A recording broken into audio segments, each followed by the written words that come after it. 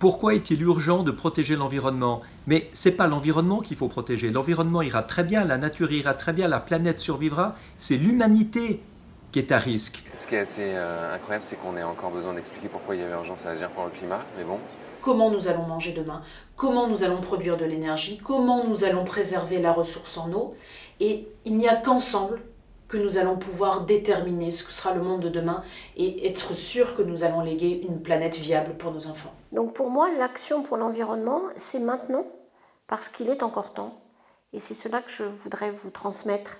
C'est vraiment le moment de se mobiliser chacun. On ne peut pas transférer à d'autres cette responsabilité. Et ne pas rester figé derrière nos bureaux à dire on va attendre que l'accord de Paris se réalise. Évidemment, manger beaucoup moins de viande et beaucoup moins de poissons, c'est une des choses qui peut avoir le plus d'impact. Limiter un maximum la voiture et l'avion. Limiter sa consommation d'énergie et sa consommation tout court, c'est-à-dire acheter moins mais mieux.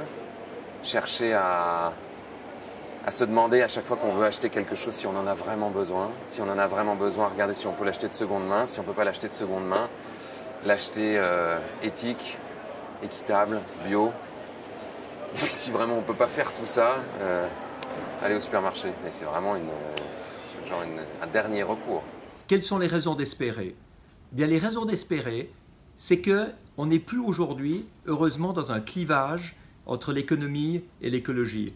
Aujourd'hui, les solutions dont nous avons besoin pour survivre sur cette planète sont des solutions qui deviennent rentables. C'est vraiment un non-sens que d'espérer que, disons, l'essor de nos économies se fera sans cette transition énergétique. Disons, ce n'est pas dans la continuité que l'économie va prospérer, c'est le contraire, c'est justement en adoptant ces objectifs liés à la protection de l'environnement, de l'écologie. Au Monde Nouveau, c'est un concentré des solutions. Ce qui se fait de mieux dans les innovations, mais sur des thèmes très variés, sur des thèmes comme la santé, l'environnement, l'alimentation, la nouvelle citoyenneté, la mobilité douce. Qu'est-ce qui existe? Qu'est-ce qui se fait? On veut montrer qu'on peut changer, que ça peut être ludique, que ça peut être rentable, que le changement c'est facile. Donc les territoires, c'est l'endroit où ça se fait tout simplement. C'est l'endroit où ça s'imagine. C'est l'endroit où on peut négocier ensemble, où on peut trouver des consensus et trouver la force d'agir ensemble. Aujourd'hui, on a besoin de constituer un mouvement qui puisse faire pression sur les responsables politiques, qui puisse faire pression sur les entreprises et qui puisse globalement participer à réinventer un modèle économique et réinventer la société. Savez-vous où vous serez du 28 au 31 mars? Moi, je sais.